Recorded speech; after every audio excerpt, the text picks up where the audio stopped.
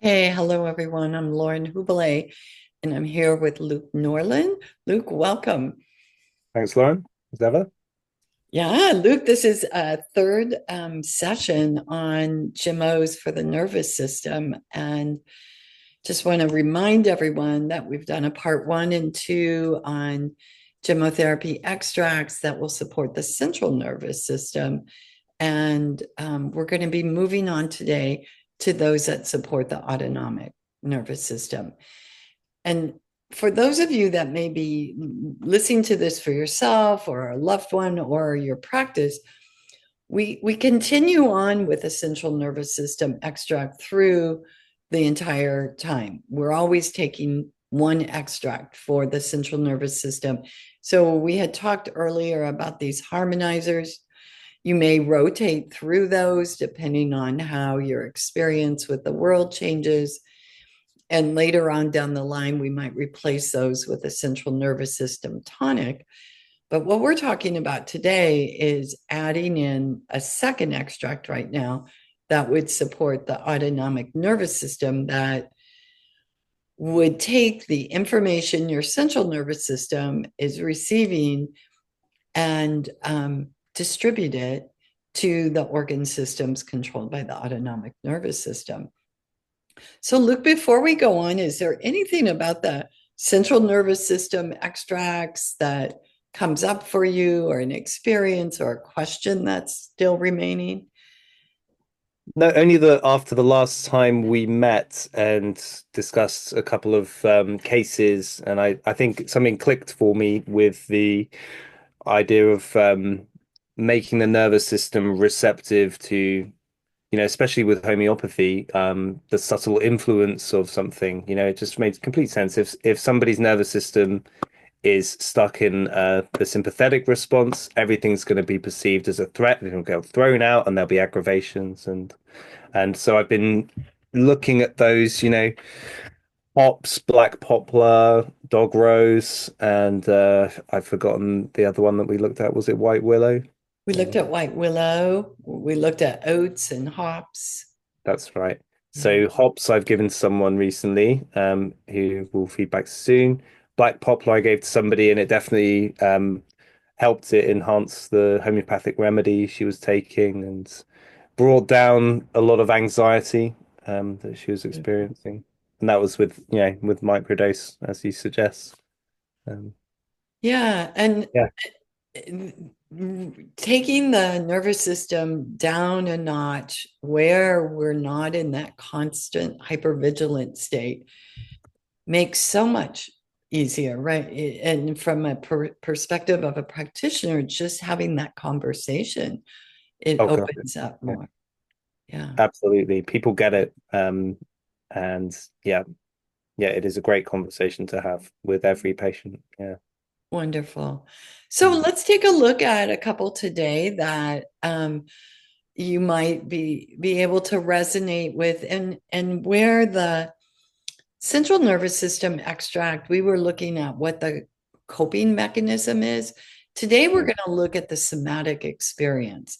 So, the autonomic nervous system is about the felt experience. And um, jumping into these before we've connected and harmonized the central nervous system would make it difficult to select the right one, because when you're in a sympathetic state, you're not feeling your somatic experience. Your body doesn't feel safe, so you can't say this is what I'm feeling then. But as the central nervous system comes online and is receiving things in a sensory experiences in a less threatening way, we begin to be able to tap in. And this is a beautiful opportunity for practitioners to get curious with their clients, and say, hey, can you tell me where you're feeling that when they say they're overwhelmed or feel threatened? Where in your body do you feel that?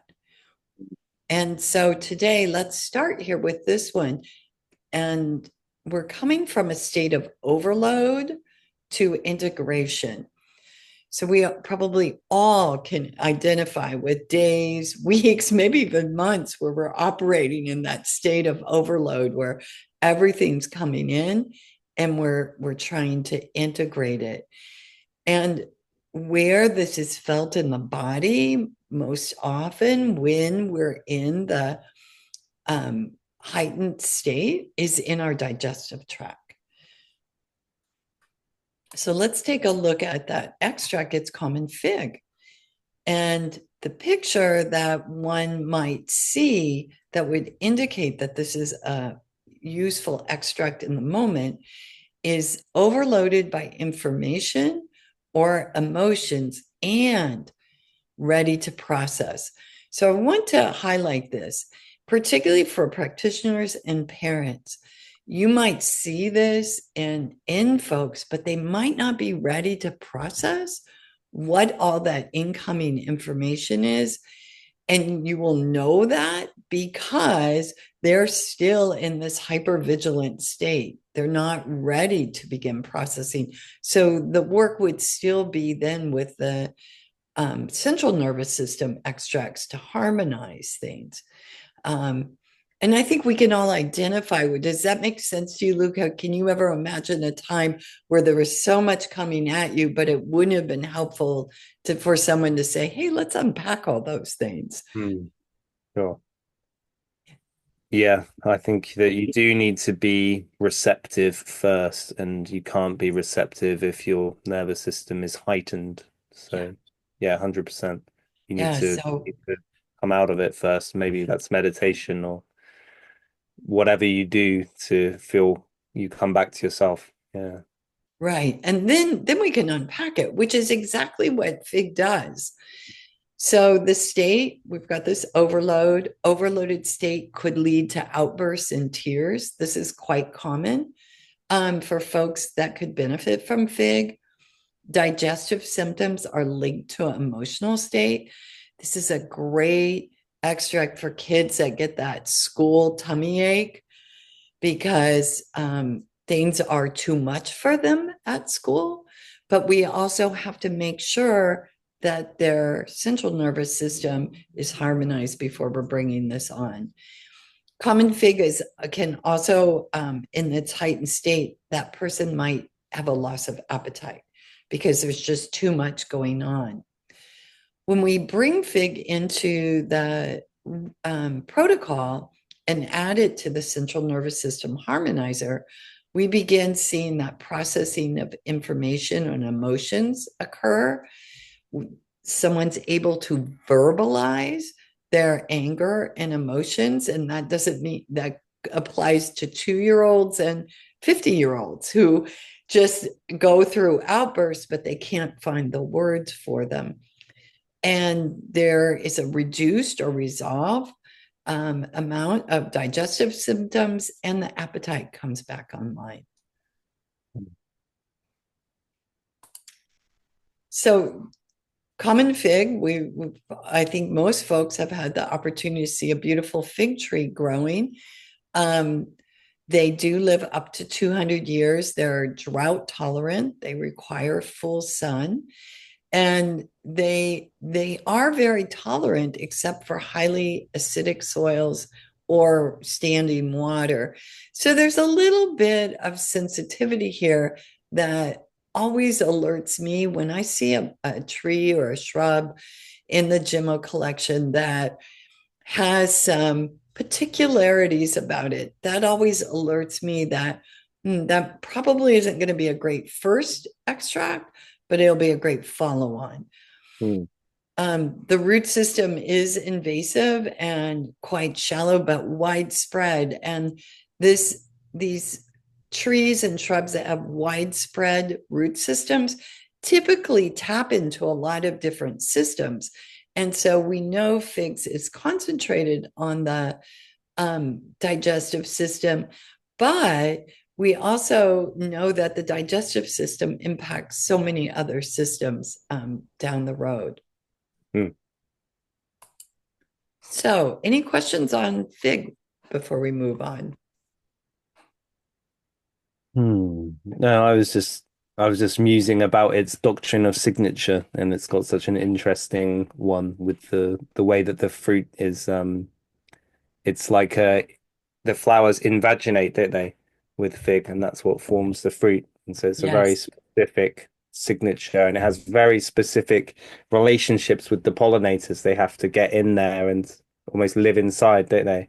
So yeah, it's it's been used a bit in homeopathy for those like very entwined relationships, um, Yeah, well, codependent relationships, something like that.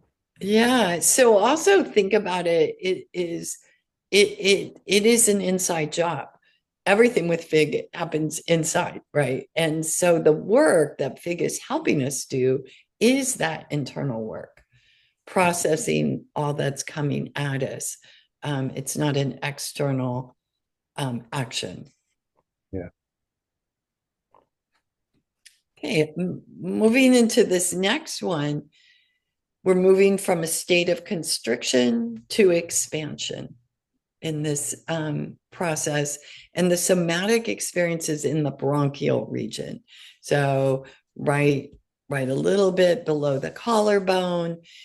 This could be felt as tension. This could be heaviness. This could be um, a little shortness of breath.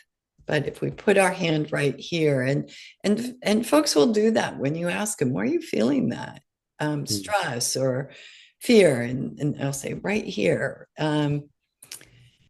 This is the lithy tree. This is Viburnum lantana. The picture that presents is one of feeling constricted in the bronchi, rapid short breaths, unable to get a full breath, unable to express self to others, say what's needed, speak up. There's not the air, the strength and vitality there to say what's needed. It can't make its way through because things are so constricted. Suffering still from very old grief, and again, ready to process that grief. It's important. Lithy is very effective. So we would never give it to someone that's in early stages of grief and not ready to process. This is old grief, time to let go, old grudges, old hurts.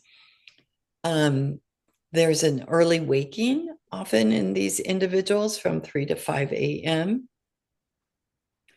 And when Lithy's work is complete, breathing patterns become harmonized. We're able to speak up for self and sharing truths. We've had we've been allowed to let the grief process unfold and sleeps through the waking period. Now, I want to remind you, Luke, but all of us, we're talking about microdoses here, but Mm. Lithi also has a powerful action in a full dose for folks with asthma. In fact, it can replace a bronchial dilator. And I've had many clients walking through that process when you're working with the central nervous system at the same time and reducing the fear that goes along with that. But we're looking at lithium right now for the nervous system and what it might have to offer. Anything popping up for you on this one? Oh, I was just I was thinking of patients where kids with asthma, if you're not getting a good result, it's nice to have something else to think of.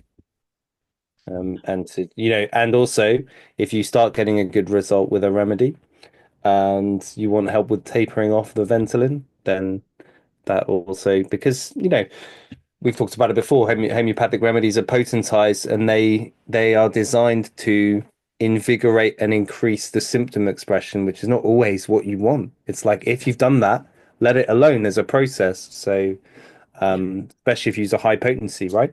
So, having something to support tapering off medication, that makes it'd be wonderful to have more tools in that toolkit. Absolutely. And for new clients, starting them on Lithi before you begin the homeopathic remedy, if tapering off those medications for asthma as a goal, the results are just really remarkable. It can, again, in a more a larger dose, a more physical dose, it's also a beautiful extract for croup in the middle of the night and more effective than any homeopathic remedy I've come across. So Lithi, we just had our first Lithi tree bloom in the Gemmo forest, so it was really exciting to watch this. And it's a gorgeous, gorgeous shrub, medium growth rate, so not particularly fast growing, lives up to 50 years, absolutely cannot tolerate long periods of dry soil or pollution. So here's a persnickety plant here. So we need to, what are we doing to make sure we're not going to aggravate things in its condition? Prefers moist, well-drained soil. And it has, as you saw in the other picture, a very aggressive root system, creating Mm. suckers and crowds out other plants. So interesting, we had a drought here last summer and we lost two out of the three lithy specimens we had brought in. So I'm really rooting for this aggressive root system, that we get some new plants coming up from it, but also thinking about that, how lithy as an extract might infiltrate other systems in the body and improve that. Of course, if you're improving lungs, you're improving several other systems. Indeed. And is it, I just saw that it's the same, it's the Dipsacales order, which contains Sambucus nigra elderberry, right? Which Yes, is one of our rattly, snotty remedies, isn't it? yes, Snuffling respiration and coughs and all of that. Yeah. yeah, yeah. Yeah. I find lithy's very good from here down. Yep. Not as much here, but Uh, but as we hit the bronchial region and down, very good for that. okay. Right. So when something's when an infection hasn't been fought off and it's gone into the bronchial tubes, Yeah, that's when you need lithy. Yeah. yeah. Or in the case of folks that are prone to that, as a protection when that first those first signs come Yeah. about. Yeah. So prophylactic with a larger dose, you would, Yes. yeah. Yeah. Anytime you're working on a physical symptom, you're going to increase that dosage to chip. For children, it'll be like 3 to 4 drops. For adults, it can be 6 to 12 drops, Yeah. moving it out of that subtle body response. Yeah. Great.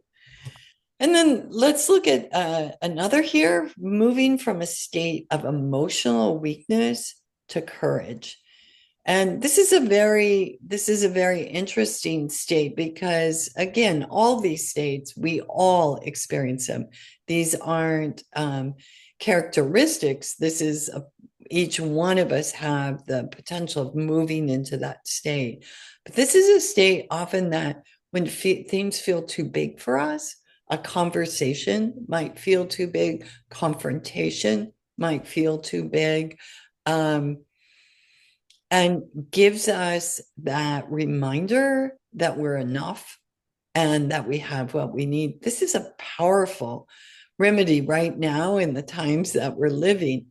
The somatic experiences in the heart region, and folks might say when they become activated, they have an elevated heart rate, or it could ache in their heart region. It could feel heavy in their heart region.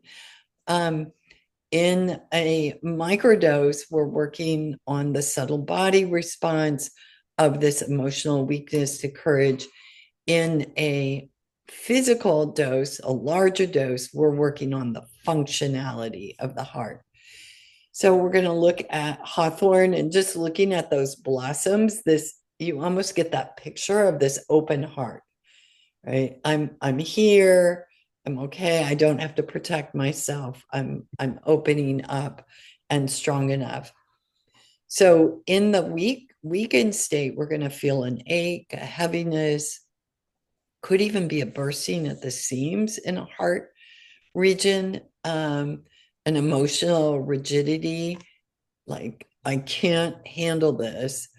I mean, I don't know another parent that hasn't said that at some point. I can't handle this. This is too big for me. And Hawthorne is marvelous. Again, whether your children are young or adults, being a parent is one of the most challenging roles we have to play in our lifetime.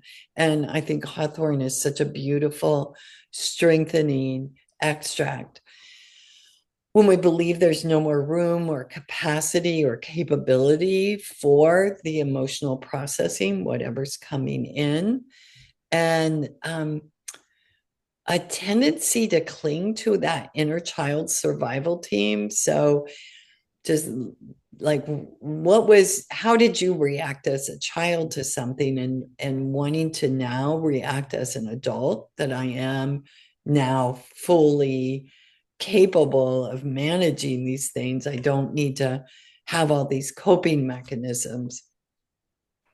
When Hawthorne's work is complete, we get a softening and a release, an opening for emotions to flow freely. And there's this mutualism, like, okay, this doesn't have to be a polarity.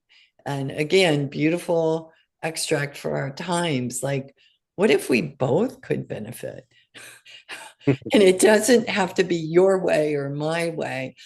I've reached for this a number of times when, I've had a challenging conversation I knew I was going to face with one of my children or my partner, or that I was going into a meeting very activated from another reason and wanted to be able to really show up.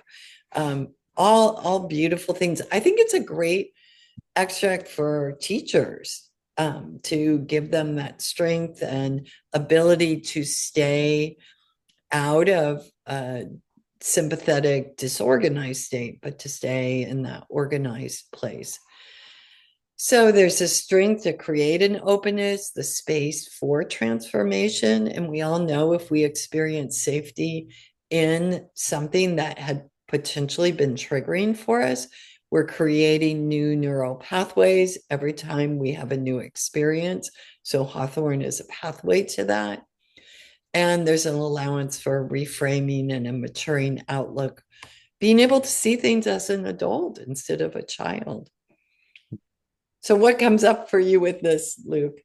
It reminds me of a patient I've been seeing recently who he's had a very troubled life health wise from being a medical student and being having this he developed this like weird sensation in his heart and it he basically was medicated for it and then ever since then it's just been on this trajectory of badness and then recently, well, no, for the whole time searching for answers through alternative therapies, different kinds. And yeah, so with him as well as prescribing homeopathic remedies, I've been looking to harmonize the central nervous system first. I think it was hops, I think, that he's Oh, been given. Um, so this sounds very interesting, a good fit for him. well, heart medications are very interesting because the organ we rely on for life, right? And I would say it's almost equally true for our lungs. The medication tells us again and again, every time we take it, we're not enough, we can't manage, we need support, and that goes into our thinking and our way of moving through the world, that I need to be supported and cared for, and because I'm not enough. And Hawthorne is so powerful in coming back in a subtle, gentle way with just the microdose.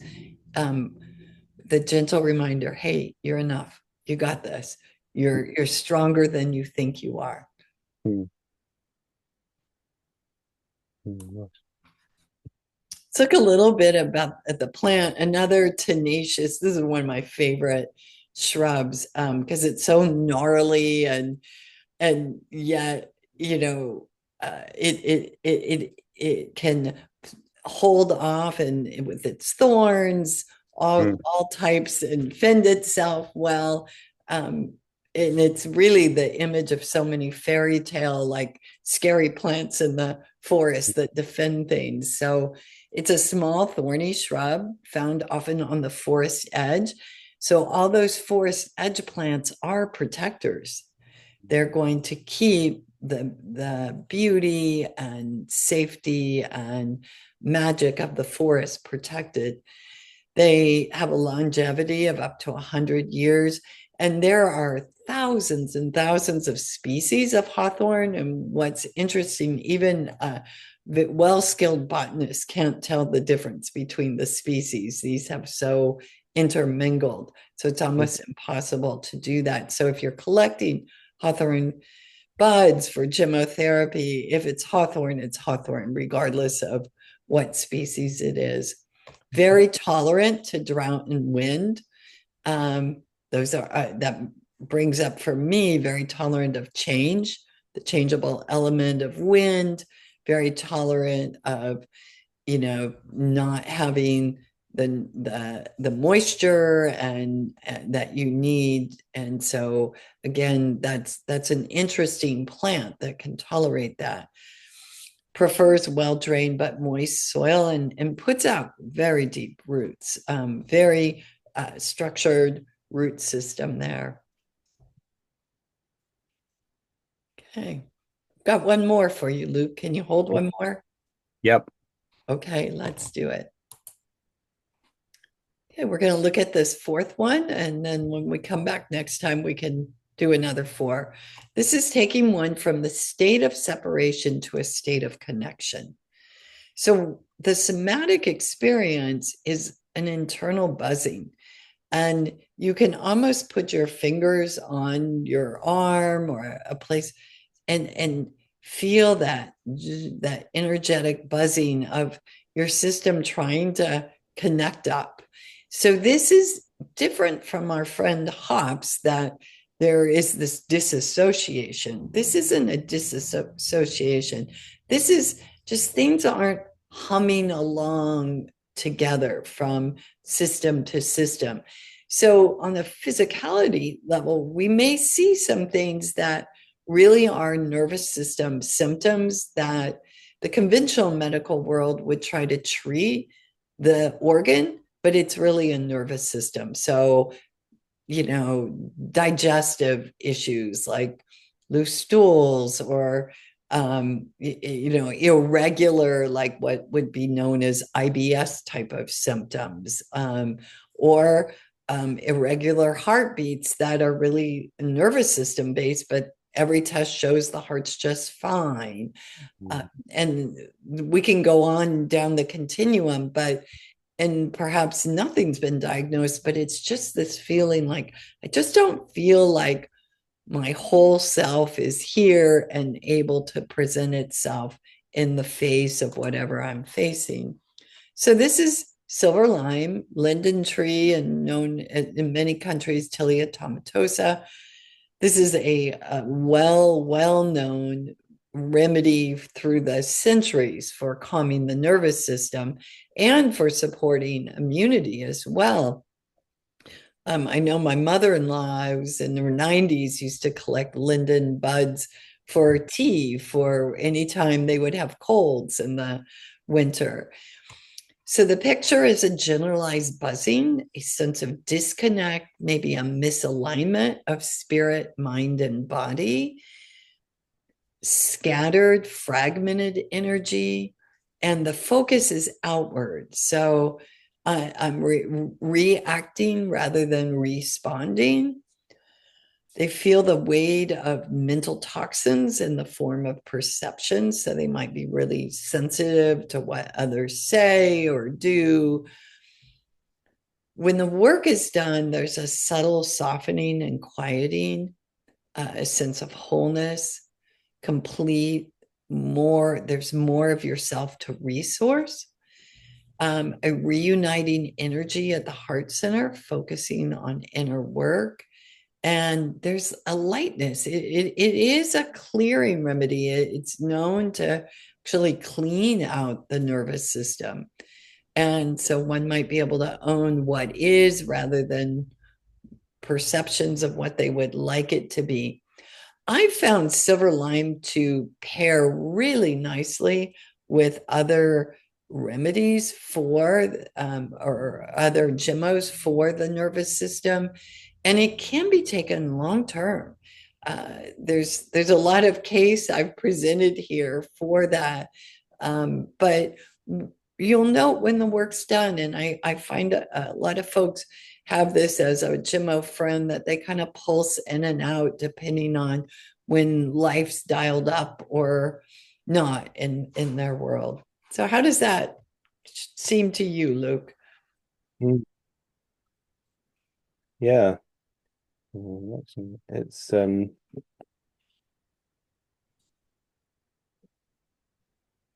it's one that I haven't related to somebody at the moment. But that separation to connection is such an important facet of being a human, feeling included and that craving of connection that comes up again and again. And in homeopathic provings, every single proving has this theme, which shows that actually it's not part of those remedies, it's part of the human need and experience in such a strong way. So yeah. Yeah, here's one thing that you might see in your practice. Folks that have put themselves in jobs or out of alignment with their integrity. Right.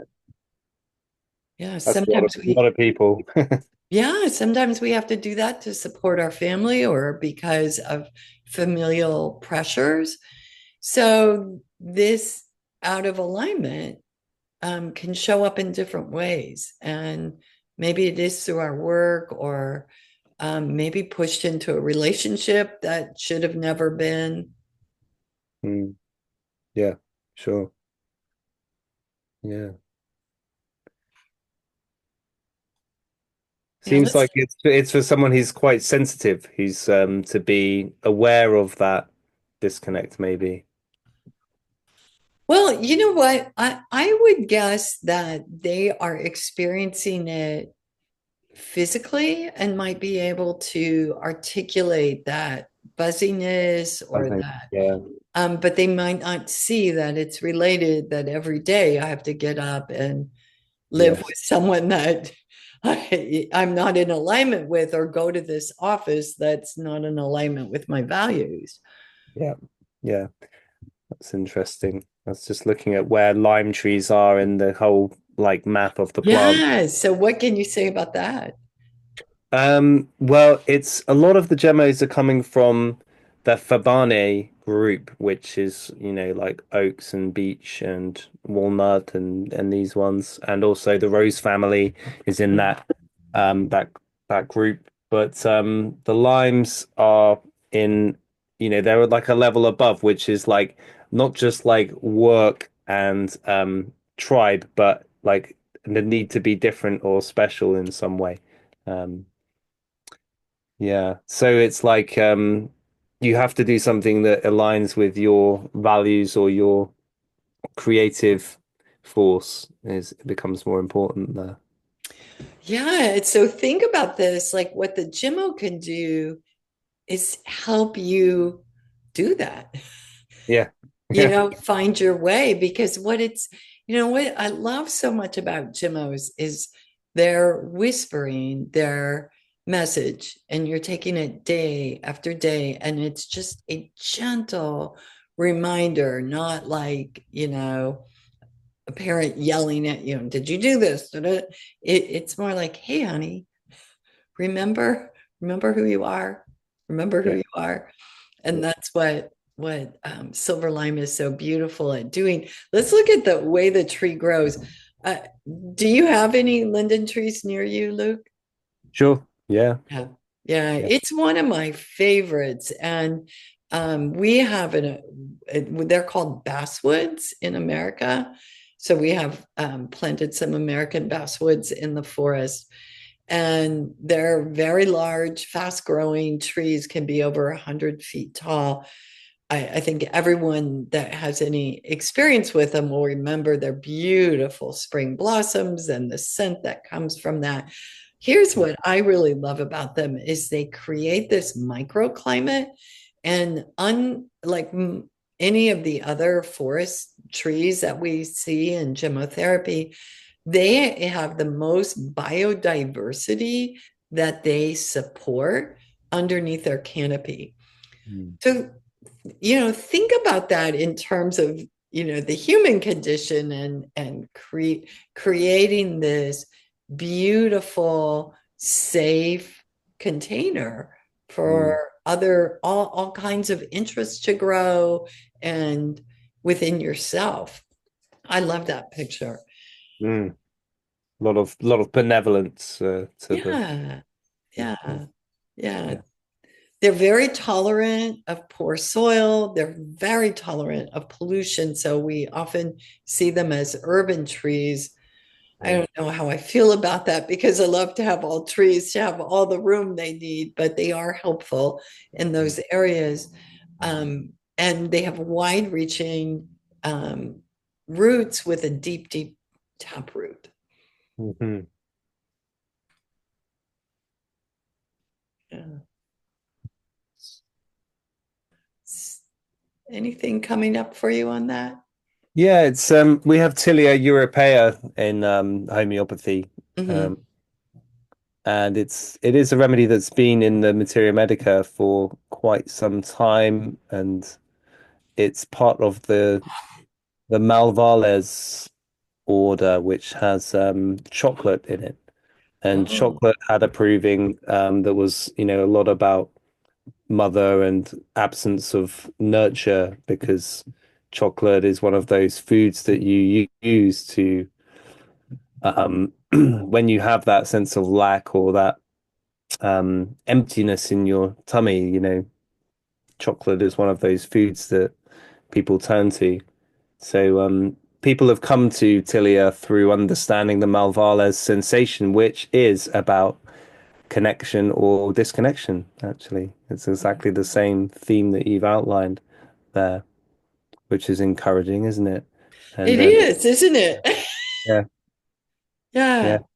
yeah, connection, disconnection. And I would say that chocolate is the one that's probably used the most. Um, but yeah, and Tilia is given by Sankaran in the psychotic miasm. So hiding and shame are typical aspects of that miasm. As long as people don't see what's wrong with me, I'll be okay, is the feeling, the coping pattern of the psychotic miasm. Hmm. And of course, there's the element of overgrowth in the somatic experience. So with Yeah, psychosis, let's go you have a back lot to of that for a minute because when we hide part of ourselves, we're cutting that off, right? And yeah, so then we're not connected to it, and all of us can't show up. yeah, Yeah. exactly. That's the condition. I can show this part of myself. That's the okay Right. part. The other Right. part I can't show. And Yeah. that, thuya occidentalis is the sort of classic psychotic, remedy. But there's, yeah, probably many trees have Yeah. this aspect. Yeah. Yeah. Beautiful. I love the alignment with the remedies. Mm. Yeah, that's really, really nice. And we don't use this particular tilia at all. I had a look. Hmm. Maybe is it more of a American species than the Tilia europaea, maybe? No, so the materia medica and what I shared comes from the European species. Okay. Yeah. Yeah. Yeah. Yeah. Yeah, we will be testing the American species this next year, but not quite ready yet. Right. Right. So Luke, that takes us through these four Thank you. the autonomic nervous system, and with a somatic piece to it that I know our practitioners have found great, very useful in helping with folks that maybe can't speak all the parts of the extract and the state, but they can certainly say, oh, I feel it here. Mm, yes. Yeah. Well, great. Well, thank you. Thanks for all the input you shared. And we'll come back again and look at the last four for the autonomic nervous system. Thank you very much. Can't wait.